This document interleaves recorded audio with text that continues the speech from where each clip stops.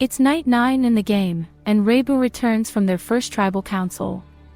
Orniel lets Michaela, Iran, and Nylene know how awkward it felt for him when he voted with Rocky and hopes they don't hold any hard feelings against him. Michaela immediately says she doesn't mind it at all and tells him she just hopes he isn't after her anymore.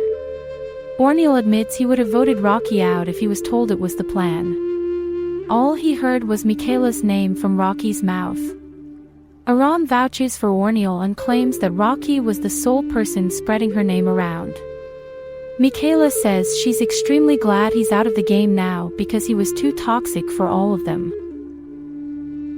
Meanwhile on Tabru, Clarence and Cindy talk about how great their tribal went as the tribe voted unanimously against Daryl. Clarence feels like the next target is easy for them, which would be Bane. Cindy says that if they swap tribes, they need Bane to stay close to them so they have him as a number, and Clarence agrees. Cindy also mentions how they need to trust Tatakai because they showed signs of trust through giving up their study books reward in the 3rd round. Clarence says she's right about that and also wants to lower Raibu's numbers as there are 6 of them in the game still. Soon after, Cindy finds Bane and chats with him. Bane talks about how epic the blind side was on Daryl, and Cindy laughs with him. She tells him Tabru is very strong going into a swap, and she feels like it might happen tomorrow. Bane says he hopes Tabru has majority on at least one tribe since they need as many of them in merge. Cindy agrees and mentions they need to trust Tatakai as well after they sacrificed their reward to them earlier on in the game. Bane remembers that moment and says he has no doubt Tabru and Tatakai will work well together. With that, day 10 is here, and everyone arrives to their mats. They all find out that Rocky and Daryl were each voted out, but nobody is fazed by the results.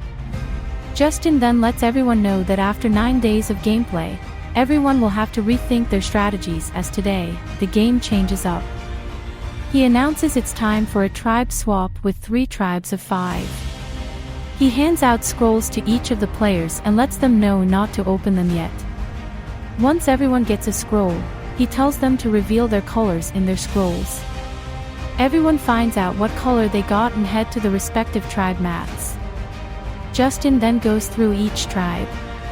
On Raibu, we have Iran, Michaela, and Nicola together, along with Caleb and Clarence from their old tribes. Then on Tabru, we have Cindy and Annette remaining on their original tribe, and joining them are Sierra and Caleb from old Tatakai, and Orniel from old Raibu. Finally, on Tatakai, we have Avery Lee as the sole old Tatakai, joined by Bane and Antonio from old Tabru, and Nylene and Zonathan from old Raibu. Justin then lets everyone know they can head back to camp and will expect a reward challenge tomorrow. They all head to their camps. On Raibu, everyone settles in and Iran and Nicola find a chance to talk alone. They hug each other in excitement as they remain on the same tribe with Michaela. Iran wants them to have an official name with the 3 of them, so Nicola comes up with the idea of the triangle since there are 3 of them with a group of allies within their triangle. Iran loves the name and says she'll fill Michaela in about it later. While they separate, Caleb chats with Michaela to get to know her better. Michaela talks about her life and how she feels like she doesn't spend enough time with her husband back at home. Caleb says he's also married and bonds with Michaela based on that similarity. Michaela finds this conversation wholesome and lets him know they'll chat more later. Clarence later talks with Nicola and tells her how exciting it is to be on a tribe with strong women. Clarence says he naturally befriends women more than men and tells her that Tabru was such a weird and different experience for him, especially when Angel was the first boot as someone who he thought he could be friends with. Nicola loves hearing this stuff from him and tells him that she would love to hang out with him from now on. Clarence says it's a deal and tells her he'll act as a secret agent for them if Caleb tells him any juicy information. On the new Tabru tribe, Annette shows Orniel and Marvin around camp as the newcomers to the camp. Marvin feels like it's more compact than Tatakai, but he doesn't have much issue with that. Orniel says he can survive anywhere, whether it's a big camp or small camp. He doesn't care too much. While they chat, Sierra and Cindy come together and talk about working together from now on. Sierra says she has been waiting for the day of the swap so she could link up with Tabru. Her goal is to get rid of the Raibu members, starting with Orneal since he's on their tribe now. Cindy trusts what Sierra is saying and tells her she is down to work with her and Marvin from now on. Cindy later has a chat with Marvin as she gets to know him better. He tells her he's very pro-health, and Cindy says she is as well. Marvin asks her if she gets many looks from other guys when they see how muscular she is, and she says she does notice people staring at her from time to time. She understands that the female population isn't usually this muscular, so she isn't surprised when people around her stare. Marvin smiles and jokes that perhaps people look at her because she's pretty good looking. Cindy cringes and fills him in that she only approves comments like that from her husband. He immediately apologizes and tells her he had no clue she was married. She smirks and tells him she doesn't care at all. On the new Tatakai tribe, all 5 members talk with each other as they get to know one another. Avery Lee explains her incident some years ago when she got shot in the jaw. All of them sympathize for her, and even Eileen tears up as she calls her strong for what she had to go through. Bane asks her how long the recovery process took, and she tells them it took her several years to finally finish her surgeries. Bane tells her she looks great and she thanks him for the compliment. Later on, Avery Lee chats with Bane to get to know him more. Bane tells her he has the most boring-sounding job as a shoe polisher. Avery Lee tells him it's not boring at all and finds it unique. Bane smiles and lets her know he's down to work with her going forward as his first impression of her is great. She is glad to hear he is down to work with her and tells him she's willing to work with him and Antonio to go against the original Raibu members. Bane calls it a deal and promises to include her in any game conversations he has with Antonio. It's now night 10, and Nylene and Zonathan remain united and chat about the new tribe they are on. Nylene says she likes Avery Lee and wants to reel her into an alliance with them. Zonathan agrees and says he doesn't feel like he'll mesh well with the other 2 guys. He feels like Antonio is too young to play Survivor and says he would rather work with more mature players. Nylene agrees and says Antonio would be their ideal first boot from this tribe. Back on Raibu, Iran and Nicola discuss a new possible ally in Clarence. Nicola explains everything he told her earlier in the day, and Iran still doesn't trust him too much because Tabru and Tatakai might be secretly working together. Nicola says Clarence and Caleb have no choice but to go against one another since the Triangles hold all the power on this tribe. Iran and Nicola then see Michaela approach them with their dinner and they thank her for bringing the food. Michaela asks what they're talking about, and Nicola fills her in on their new trio name and also mentions how Clarence could be a good person to keep if they ever went to tribal. Michaela doesn't know how to feel about it because she feels more comfortable with Caleb. Iran says they really shouldn't trust either of them because if they trust them, information might be leaked to them on accident, which allows them to make a move on the 3 of them. Nicola isn't worried, though, and says they really should prepare for merge because if they isolate themselves too much, they will be the first batch of targets. The sun goes up, meaning it's day 11 in the game. Everyone arrives for the reward challenge, and Justin explains that their artistic skills will be tested. Everyone will need to paint a painting, and each member's painting will get a value based on its quality. The values will then be collected from each tribe and be totaled. The tribe with the highest total value will win reward. This reward is quite special as everyone on the tribe will open 1 barrel each from 6 different options. In 4 of the barrels, nothing is inside. However, in 2 of them, there is something special. Nobody will know who got what, so it's up to each member if they want to tell the truth or not. With that, the challenge begins, and all 3 tribes begin their paintings. Some members from each tribe get help from other members, such as Avery Lee giving tips to everyone on her tribe. She lets them know she did a course in art before and knows how to better the quality of paintings. The challenge finishes up, and Justin has the final results. He turns to Raibu to reveal their results. They earned a total of $244. Caleb's painting was worth $44, Nicola's was $48, Michaela's was $49, Clarence's was $51, and Iran's was $52. He turns to Tabru and says that Cindy and Sierra both have $42 each as their values, Orneal with $45, Marvin with $50, and Annette with $52. That makes their total $231, meaning Raibu still leads with $244. He turns to Tatakai and states that Zonathan earned $48, Nylene got $49, Bane got $51, Antonio got $52, and Avery Lee got the most out of anyone with $80. That equals to $280, which means Tatakai is the winner of this reward challenge. They each take turns opening a barrel in secret and either getting something or nothing. With that, all three tribes head back to camp. On Tatakai, Nylene and Zonathan discuss the reward. Nylene claims she got nothing, and Zonathan then fills her in that he got something. She gets excited and asks what he won, and he says he got an extra vote that can be played at any tribal during the vote in secret. Last time it can get played is Final 6, and once it is used, it can also be used if there's a tie that same tribal.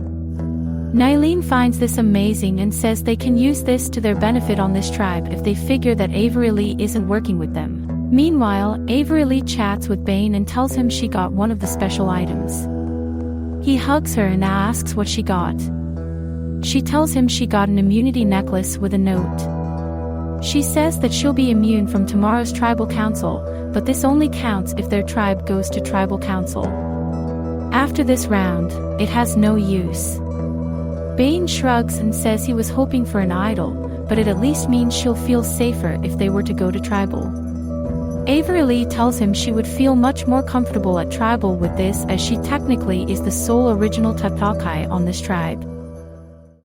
On Raibu, Clarence and Caleb meet up as Caleb lets him know he wants to trust him on this tribe. Clarence nods and says he has been waiting for a Tabru and Tatakai alliance all game.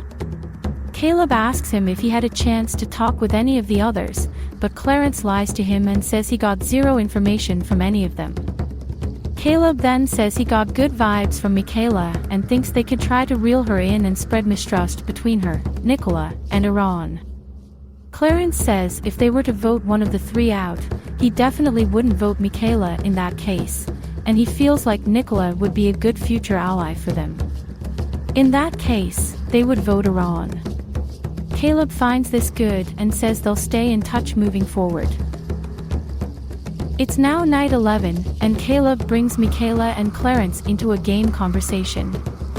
He says that the three of them could work together because they all have similar attributes. They are each pretty social, they each aren't major gamers, and they are each either above 30 or married. Michaela nods and agrees even though she doesn't see how these comparisons make them strong as a trio. Caleb asks Michaela if she has any solid relationships with either of the other two women, and Michaela says she's pretty good friends with both Iran and Nicola, but game-wise she's more connected to Nicola. Caleb says that he has also been thinking about voting Iran first from their tribe, so they can definitely do that if they were to lose immunity tomorrow. Michaela says she'll do it if it means she'll get further into the game. On Tatakai, Zonathan has a chat with Avery Lee to get her on side with him and Nylene. He tells her that the both of them wanted to work with her as they loved her vibe. She says she also felt good with the two of them. She even tells him she got an immunity necklace from one of the barrels which only grants her immunity if their tribe were to go to tomorrow's tribal. Zonathan then spills he got the other reward in the form of an extra vote. She congratulates him and says that can be a major weapon down the line as it's an extra number in cases where the vote is very split. He tells her he doesn't plan to use it until the merge when the numbers are more solidified and he can use the advantage in succession. Avery Lee likes the sound of it and says she won't spill this to anyone. Day 12 is here, which means it's time for the immunity challenge. In this, all three tribes will compete in a simple endurance. They must continuously run on their own treadmill without stopping. The two tribes with members still competing, once a tribe gets fully out, will both win immunity. Of course, the losing tribe will head to Tribal Council tonight, where someone will be the 7th person voted out of Survivor Japan. The challenge then commences, and all 15 run on their treadmills. After some time, Bane is the first to get out as he places his feet on the sides of the treadmill. Following him is Michaela, as she also gets off the conveyor. After some time, Antonio is the next to get out of the challenge, followed by Caleb, who also puts his feet on the sides. Clarence gets out next in the challenge, followed by Nylene, who also puts her feet on the sides. This leaves just Jonathan and Avery Lee on Tatakai and Nicola and Iran on Raibu, while Tabra still has all 5 members in the challenge. Avery Lee then has enough and gets out of the challenge, leaving Jonathan fighting alone for immunity. Nicola gets out from Raibu, leaving just Iran fighting for her tribe. Finally, after some time, Sierra gets out first for Tabru. Not far behind, Orneal steps off the conveyor belt, leaving just 3 on Tabru. All of a sudden, Cindy and Marvin both step down as they also had enough and feel more confident that Annette will win for them, as she told them she's not coming off the treadmill. Then, Jonathan is too tired and decides to step off, meaning Raibu and Tabru are the winners of this immunity challenge thanks to Iran and Annette staying strong. This means Tatakai will head to their first tribal council as a new tribe. Avery Lee sighs, as this means she's going to go to her 4th tribal council, the most out of anyone. All 3 tribes head back to camp. Tatakai returns to camp feeling nervous for tonight. Antonio talks to Bane about how nervous he feels for tonight, but Bane tells him not to worry because he has Avery Lee on lock for them. He has a genuine relationship with her now, and she's completely on board to vote Nylene or Jonathan tonight. Bane then goes to Avery Lee and asks her if she's still down to vote out an original Raibu member, and she says she is. He asks her if she has a preference as to who should leave, and she says she personally feels that Nylene is weaker for their tribe and would be the easier vote tonight. Bane says it's a deal, and Antonio soon joins them to also hear the plan. Antonio thanks Avery Lee for trusting them and hopes Jonathan and Nylene doesn't get to her. She promises she won't let them talk to her about any sort of plans to prove she's sticking to Tabru.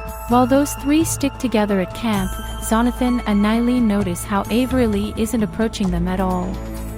Nylene tells Jonathan to sit down and stop worrying because Avery Lee already pledged her loyalty to them. Jonathan feels like he'll need to keep his extra vote in handy, but Nylene tells him not to use it tonight unless he's very confident she's flipping. She says the vote is still Antonio tonight and that Avery Lee will be filled in eventually. While night slowly approaches, Jonathan and Nylene still see Avery Lee with Bane and Antonio. Jonathan decides to go break up their chat and asks Avery Lee if she can talk with him for a few moments. Both Bane and Antonio turn to her, and she then declines and apologizes. She says she will be voting him or Nylene tonight. Jonathan is stunned to hear this and asks why. She tells him she will explain after tribal tonight. Jonathan doesn't know what to say and instead says okay and walks away. Tribal council begins soon after, and Justin welcomes them to their first tribal as a new tribe. He turns to Avery Lee first and asks her how she feels going to her 4th tribal council of the season. Avery Lee says she's used to it at this point, and admits she's not bothered by it at all, at least not tonight. She pulls out her immunity necklace and claims she will be using this from their tribe reward yesterday.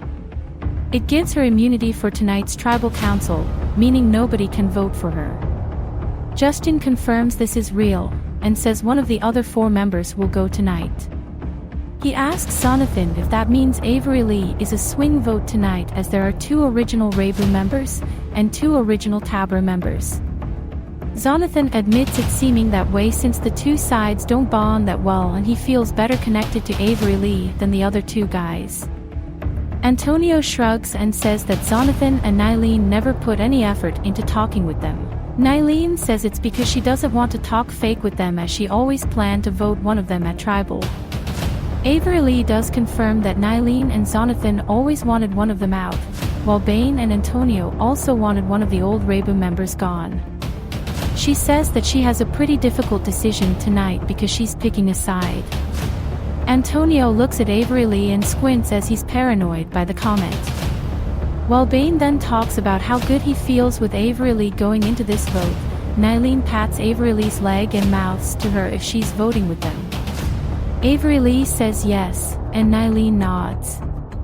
Avery Lee turns back to Jonathan and confirms to him she's voting Bane tonight. Jonathan looks around while Antonio puts his hands in his pockets, feeling out his idol. After Bane finishes talking, Justin tells them it's now the perfect time to head into the voting. Let's see how Tribal turns out now.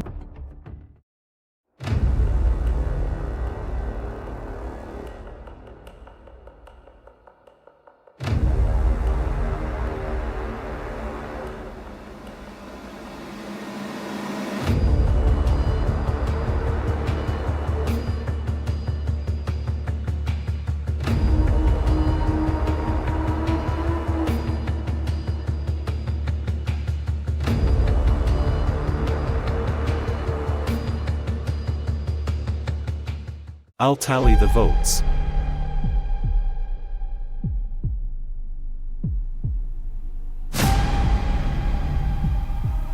If anyone has a hidden immunity idol and they want to play it, now would be the time to do so.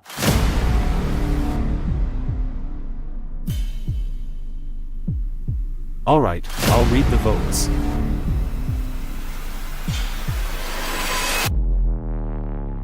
First vote, Nylene.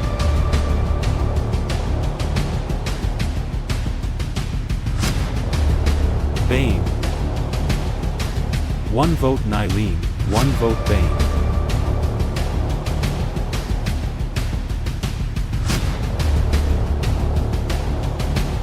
Antonio. 1 vote Nylene, 1 vote Bane, 1 vote Antonio. Nylene. That's 2 votes Nylene, 1 vote Bane, 1 vote Antonio, 1 vote left. 7th person voted out of Survivor Japan. Nylene. Jonathan puts his hand on his head and looks down, upset at the result. Nylene nods in sadness and gets up. She hugs Jonathan and promises they'll see each other on the outside. Jonathan sits back down and side-eyes the other 3 while Nylene grabs her torch and places it next to Justin. She watches it get snuffed and looks back at the rest, telling them she has no hard feelings at all and wishes them luck. They all wave as she heads out. Justin lets the other 4 know they can now head back to camp. Next time on Survivor Japan, after losing his closest ally, Jonathan attempts to wiggle his way into the group of 3 as he tries to convince all 3 that he's a good soldier for them going into a merge.